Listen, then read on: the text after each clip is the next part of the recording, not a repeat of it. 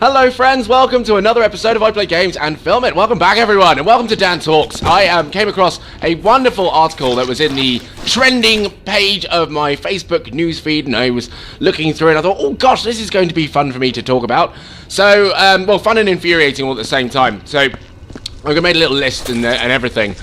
So I'm going to just quickly hop into that. Now, some of you may have seen this, some of you may not. In the Netherlands, they have a tradition on the 5th of November where they get Santa Claus. I think it is actually called Sinterklaas. Sinterklaas, I think that's it. But Santa Claus, they do a little parade and so on. And Santa's got little helpers. Yes, of course he has little helpers. Oh, what would Santa be without his little fucking helpers? Hence why I'm doing this level here, by the way, of Viscera. And it's created a controversy. Now, the controversy is behind the little helpers who are blacked up. They are blacked up, ladies and gentlemen, and not black like, you know, dark skin black. They're black like the night, like fucking the Dark Knight black. They're blacked up big. And it's been the center of some protesting against the blackface guy, because what he's called is Zwarte Piet, and I think I'm pronouncing that correctly. It's Black Pete, basically, and that's his name, and that's who he is. Now, the controversy comes behind the fact, not just that he's blackface, but it's the idea of his character. Now, he's actually apparently a bit of a ditz. He's like a jester. He's literally a clown, and so he's a bit dumb. He doesn't speak very good Dutch, and he's a bit slow and so on and so, a bit dim-witted and da-da-da-da-da. Now, for the last, I don't know exactly how long, but I've looked back just as far as 2 years. People haven't been happy about this because it genuinely does perpetuate this idea that that basically is a black person.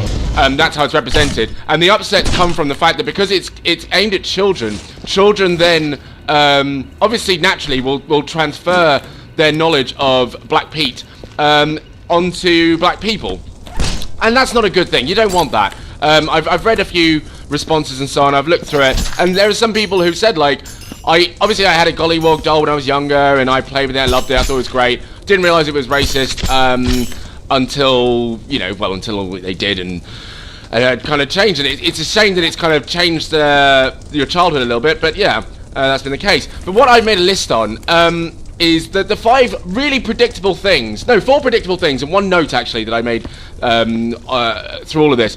The 4 predictable things that people said in response to this, and 4 infuriating things that people said in response to this. And the reason I want to make this quite relevant is because it sounds very familiar to some of the feminism posts that have been going around. Again, notably the 10 Hours in New York and things like that. And just whenever feminism becomes a matter of discussion, I hear the same arguments, or same type of arguments. So, first one, which made me laugh and cry all at the same time, where a lot of people are getting upset because, and I quote, "we can't have any fun anymore." Now, what I find so upsetting about this is the idea that people have considered this kind of behaviour fun. I remember, again, the same in the sexism cases. Men would say nothing's going to be fun soon, and nothing, we won't be able to have any fun whatsoever. And I just want to I want to stop and think about everything that they're saying and go, wow, like, you're actually considering this fun. So not only are you belittling someone or a whole group of people quite brutally, you're considering that fun. Like, that's actually quite disgraceful and a little bit disgusting, to be honest. And even if it wasn't on purpose, let's say, and I will get to this point actually, even if it wasn't on purpose, the idea that these people are being prejudiced and doing it maliciously, it's even worse because they are actually enjoying it kind of with ignorance and complete and utter bliss, which is such a shame. It really is, because it makes it harder for someone to really realise what they're doing wrong and so on. And I love that they say this, because I just kind of think to myself, like, what do you mean you can't have any fun? I'm sorry that you can't have any fun anymore. While everyone else is being treated like shit, you can't have any fun anymore. I draw the same parallels with the matter of, say, kind of the inequality in wealth. You know, people right now in America are looking to, you know, raise the minimum wage and so on. And I'm sure that there are many people who have a huge objection to this. And I think they think probably in a similar fashion. When you look at people saying, look, we just want to get paid more. We want the minimum wage to be more because we're suffering. We're struggling to live here. This isn't very cool. Our lives are not really feeling very enriched. I can imagine that some of the CEOs are saying exactly the same thing. Oh, we can't have any fun anymore. We can't spend as much money as we used to be able to because these guys want to fucking ruin it all by wanting more out of their life. And that's how I draw the parallels. It's very similar. And I think that when people say that, they don't actually realise that what they're saying just makes the whole thing worse and actually it exacerbates the scenario. And it's just not... It's extremely selfish, to be perfectly honest, I think. I think it's extremely selfish and a horrible, horrible thing to say. The second point, actually, I wanted to make was the comment that white chicks is racist, and people going, well, how come people black people can cover their faces and make themselves white in a film, and it's not considered racist? Honestly, that is racist, and we can't really lie about that. But we can probably make that one a little bit acceptable, considering the fact that when Robert Downey Jr. blackfaced in Tropic Thunder, no one said a fucking word. No one's protesting that shit. No one's complaining about that, because funnily enough, that was hilarious and funny, and it was good. It was healthy, and you know, everyone could understand the context of both of those things. That it was nonsense that they did it. It was kind of almost a ridiculous thing. Whereas no one's suggesting that this is ridiculous. No one's suggesting that when people call it racist, no one's taking or absorbing it or consuming it in a similar fashion that we are consuming and accepting and taking on things like Black Pete. I say we, I mean I'm not doing it, but certainly like the African society in Holland, they're probably not seeing it that way. So unfortunately, if someone were to see it that way, yeah, sorry, it doesn't fly. So I hate to kind of shit on everyone's parade, but if you think that white chicks is a good comparison to the double standard or whatever you want to call it, then I'm afraid that that's bullshit, because there would be a double standard if everyone complained about Robert Downey Jr., which I'm afraid no. So no, it doesn't quite work like that. This is something that's considered a tradition in our realms and in our reality. It's not just a source of entertainment in a film or so on. And a comedy that we can go, at least they know that what they're doing is not right. So yeah, sorry, that one doesn't really fly, and I find that again, it just demonstrates this huge lack of understanding of the whole scenario. Much like the way that people argued about a lot of things feminist related. I love it. Nothing says it better than when someone claims kind of any source of oppression and their oppressor are the ones to tell them to shut the fuck up. That's brilliant. I love that. That makes me so happy. I'm worried if I'm going to end up on the Tumblr in Action subreddit for doing this. but no, seriously, though, that's how I see it, and I find it really, again, frustrating. Whenever someone claims something's sexist, it's usually the men to pipe up first to say, that's bullshit, how dare you say that's sexist. And all it takes is for one woman to say, actually, no, this isn't sexist. And apparently that confirms it outright for the rest of the universe, and all men can be happy because one woman says it isn't sexist. And that's all they needed to know. I love that. I love that when that happens. But yeah. The white chicks thing, nah, sorry, it doesn't fly, and it doesn't work either. It doesn't make for a fair comparison, to be perfectly honest. And I think when you're trying to claim the double standard, I just find that again infuriating, because it doesn't demonstrate to me a full understanding of the history of racial discrimination amongst all people. I'm not just talking about blacks here, I'm talking about amongst all people, and exactly how it's kind of transpired to the reality that we all live today. So yeah, no. The next part is tradition. Now, people have been saying this has been a tradition for 200 years and it's not racist. Or it's been a tradition for 200 years, therefore it's not racist. Both of those things, again, I just... like, the mind boggles, to be honest, because basically what you're saying is you can get away with doing something, anything, for enough time and it's just going to be accepted. Thank God we changed some of our traditions. Thank God we evolved, because... excuse me, if we had continued to do things according to our traditions, then fuck me, we would never have had a chance. We wouldn't have landed that comet on the fucking... landed the comet. We wouldn't have landed on that comet, not days ago. We wouldn't have landed on the moon, for Christ's sake. We probably wouldn't have medication for a lot of our illnesses. We'd probably still be getting killed off by the common cold. If we had contained and maintained a lot of our traditions as human beings through history, we wouldn't survive. So the fact that you're saying this, like, we should keep it because it's a tradition, I'm sorry, no. And the fact that you say that it's a tradition, therefore it's not racist, again, sorry, no. A tradition doesn't invalidate the horrendous messages that it can put forward, for Christ's sake. I mean, I'm desperately trying to think of actually a tradition of the past. I don't actually recall many, but I mean, I can think of let's say the tradition of, let's say slave ownership, for example, the tradition of treating women like subservients. We could say that they were traditions and they were just part. We didn't call them that, but they were certainly part of our behaviours and part of our culture for a long time. And some of those are still happening around the world, but they're changing, thankfully, and it's good that they're changing. So I wouldn't say that using it as a tradition is as an excuse is even remotely valid. And I find that, again, really offensive. I just think that's ridiculous. But then I did also think to myself, and I read up on the fact that apparently the Dutch are quite, and it's, I think in some respects innocently so, quite blind to racism. It seems like because there's such a small group of minorities in Holland and the Netherlands, that whole thing doesn't really get represented very well or much at all. So what happens is, anything racist does happen, and I think it just gets shouted down because they don't really have enough experience dealing with members of the minorities or members of the minor community. So it just gets shouted down, and that's unfortunate again. And that kind of demonstrates how easy it is for people to perpetuate any kind of prejudice and not even realize that they're doing it, because to them it's just their reality, it's just the way they live. And that again, that's a real shame, but that doesn't mean that makes it okay.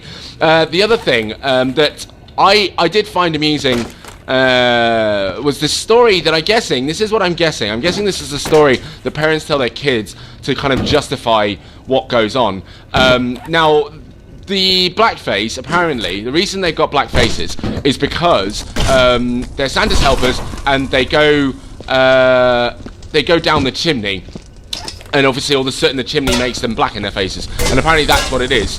Now, this would be an acceptable explanation if their clothes were dirty, like if maybe if they had, some kind of chimney sweep equipment or something like that on their person, if they actually were white sometimes, or if they had some kind of natural skin tone sometimes to show that it is actually soot. But the fact that they're always covered in soot just tells me that no, and certainly only on their face as well. The fact that they're always blackface but their clothes are clean, how somehow their faces go black, nothing adds up with that explanation. Nothing really works. And I know this is why I think it's for kids, because adults would be too smart, I'd say, to not figure that one out. That's the kind of thing that kids would kind of go, okay then, and just accept that as the answer and leave it there. And that kind of, it's just upsetting that people now will kind of go with that explanation as well.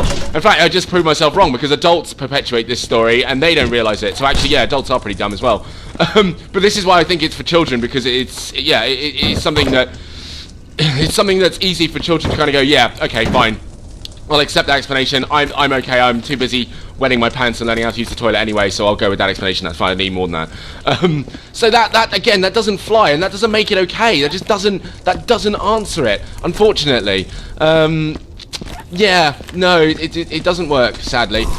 Finally, the point that I read up on, the point that I came across that actually works here and works in so many places, and something that I've learned, because again, I've tried to be always honest when it comes to these Dan Talks episodes, and just discussing things in general. I always have to look at myself and judge myself by my own past characteristics, and in some points my present characteristics, because I wasn't always a noble man, certainly in elements of sexism and so on, and the thing is, I wasn't an explicit and I wasn't a violent sexist as such. I wasn't a guy who, when I look back, I didn't necessarily deliberately behave like a sexist, but what I did do was claim that I wasn't a sexist, and then go about, I don't know how to put it now, I guess perpetuating sexist things.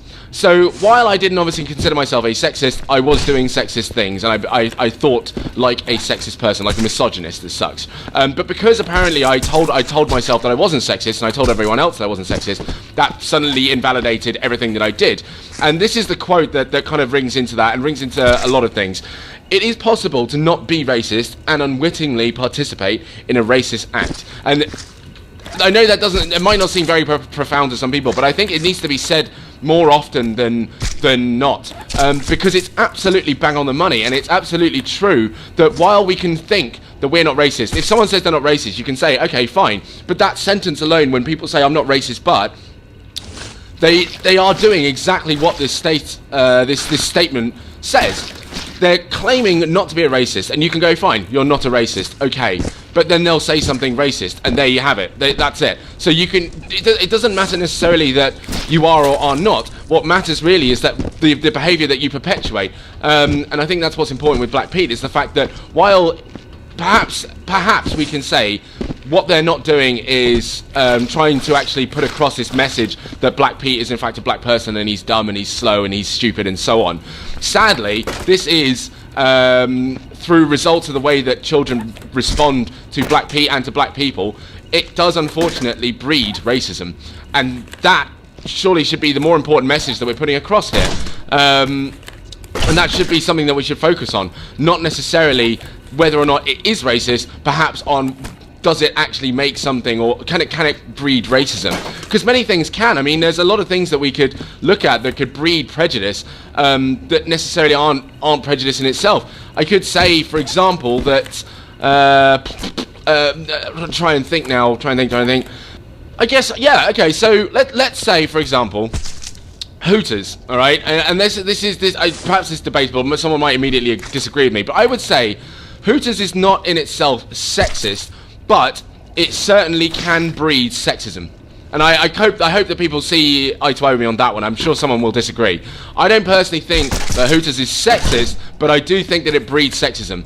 And so you have this area where, sadly, the culture within it, while people, obviously, I don't think Hooters is going anywhere anytime soon. I found it hilarious when I heard that the owner wanted to make it a family-based thing. Anyway, it's a different discussion, but I found that funny. But that's how we should be looking at it, really, and how we should look at everything. Like, it might not be sexist in a way, it might not be racist, but it could breed racism, and perhaps it could be a management of that, because obviously that would mean that we'd have to look at things more carefully, and perhaps that could mean that we become more attuned to seeing things that might cause something to happen. But then it's management of ourselves, it's management of our management of things. It's kind of understanding how to consume something and how to see something and how to make stuff work for you. Perhaps I think they've already changed it a little bit, wherein they have now yellow faces and grey faces and so on. So they've changed the kind of colour spectrum of Pete, Santa's Little Helpers, which I think is a step in the right direction, and hopefully that can weed out the problems that they faced. Sadly, I think what the kind of African community in Holland and Netherlands suffer is perhaps more of a instilled issue of racism, where because they are so much the minority, they don't even get a say in things, they don't even get heard, which can span way outside of the Pete issue and Santa's Little Helper issue. But I think that's one way of dealing with it, because you don't necessarily want to kind of completely shut it off. Be honest and just say he is a Santa's Little Helper. Get rid of the fucking red lips, get rid of the afro, just black their face up, get rid of any other characteristic that could possibly link them to black people, and just put blackness on their face and say they have a black face, and that's it. And that's basically can be all you do, but don't give them the afro, don't give them the red fucking lips, don't literally give any other clear sign that you're basically making a real life gollywog doll and then acting like it's not a big deal, because yeah, that's going to piss people off. Certainly when you act like it's not a big deal, and certainly when you say stupid shit like it's tradition or fucking, well, white chicks is racist. No, doesn't work like that, and I think that's nonsense. But that's just my perspective on the matter, and that's how I feel about it. Guys, of course, if you have anything to say about the matter, then obviously leave a comment down in the box below. But otherwise, do subscribe, click the thumb button, share with a friend if you like, and I'll see you in another episode of I Play Games and Film It. Let's keep the comments civil, by the way. I'm happy to discuss anything at all, but obviously I don't want a war. That'd be nice. Guys, have a wonderful day, and as always, be wonderful. You take care, everyone. Bye bye.